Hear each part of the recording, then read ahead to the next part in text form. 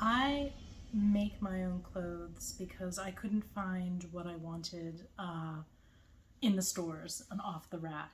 And just being somebody, fat lady with larger size, I really wasn't satisfied with what was available and just had this continued disappointment every time I would go into a store. And really also just getting dressed was, um, especially for going out for dinner or any special occasion, it would be almost this traumatic thing of where clothes would be piled up on the bed. I would never find something that I was satisfied that would make me happy, and so I really came to the conclusion that I needed to make what I couldn't find. And it started from, I had this one dress that I really liked. It was a simple linen dress. It was this sort of dusty pink color, which is not a color I would usually gravitate towards, but I'd found it at a thrift store and I loved the way it looked and I wanted to replicate that.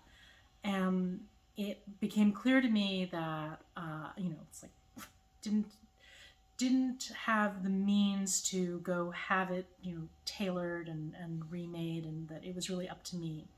And I started experiments with upcycling some dresses, and that worked. And I knew how to sew. I learned in middle school, but had convinced myself that no, from various,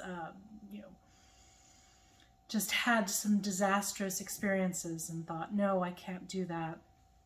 But more and more, fabric just kept calling to me, and I learned how to knit in my 20s and had a sort of like taste of that garment construction that way, and realized that knitting my whole wardrobe wasn't going to be an option either. And so I guess sewing became almost this sort of fait accompli, and I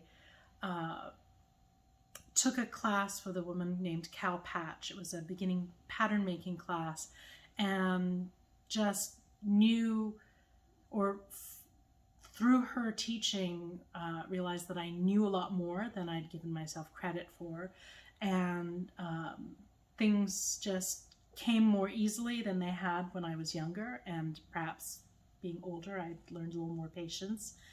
And, making the one dress from that class then sparked for more, and then more and more. I started a project called 100 Acts of Sewing, where I ended up making 100 dresses and documenting the process. And then I started teaching classes and then selling patterns. And really making clothes was, just became this it became this solution, that I wasn't happy with what was out there. I couldn't find things, and so I created the things I couldn't find.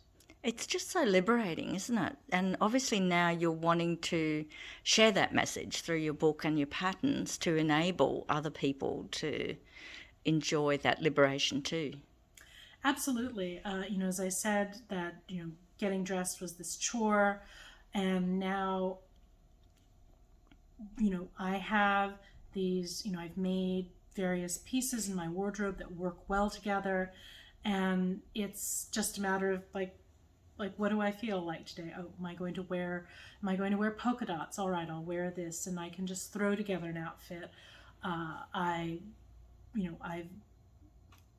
can have the control as far as what patterns, what colors, what materials, and I'm not beholden to the whims of like what is considered in fashion.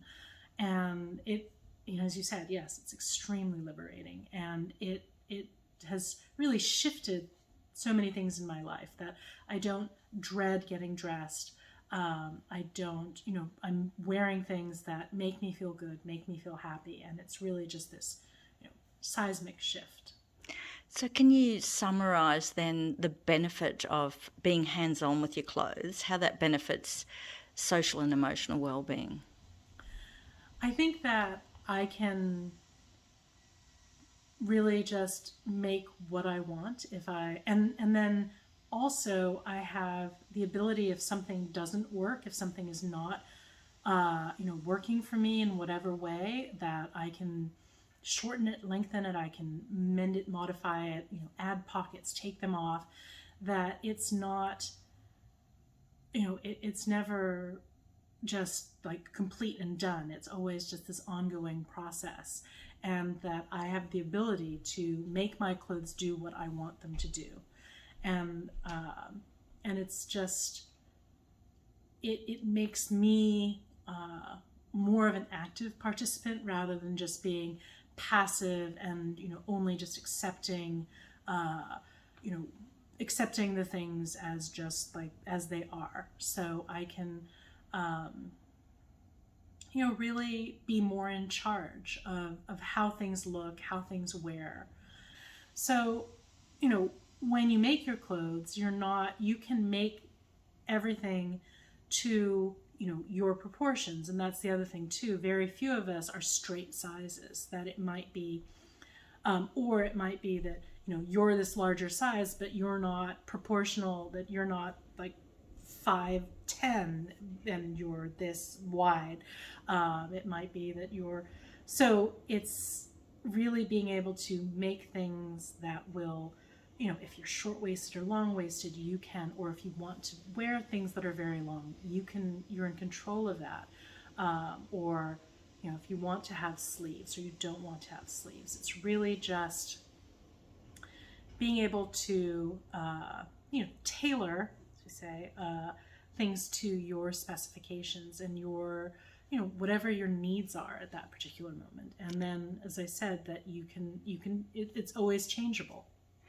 What are the feelings that come with it? Can you describe the feelings?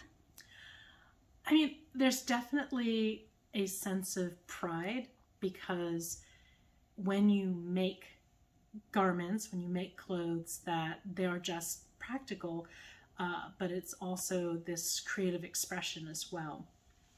And so I think that there's that pride, there's the accomplishment that you're making something that's useful, it's practical. The world is your oyster, and so having that ability to choose everything and all those options, it's liberating, it's freeing, and I think just it's from going from having really nothing to having almost everything. It's you just have this like bountiful feast.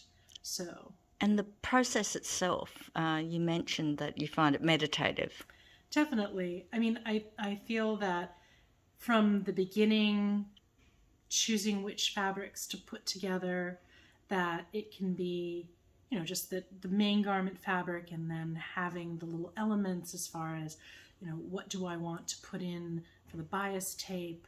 What pockets do I want? I always think of it as this, like a collage almost, combining things. And then, the actual process of sewing is, you can't help but slow down, and even using the machine, which is faster than hand stitching, you do have to go into this rhythm of that, it's one piece follows the other. It's a process, and I find it very rewarding, and it's, I think it slows us down, and it's a great way of, expressing your creativity, but also, just, I also find sewing just a way of like creative problem solving as well, that if you don't have the exact same things or the right amount of fabric, that you can riff off things and change things.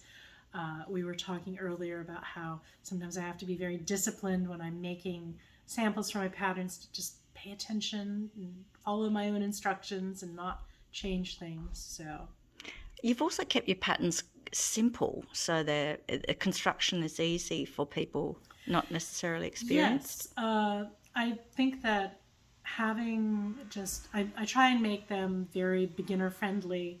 Some of the patterns are just one or two pieces, and then it's just, you're not bogged down by, fitting together all these things.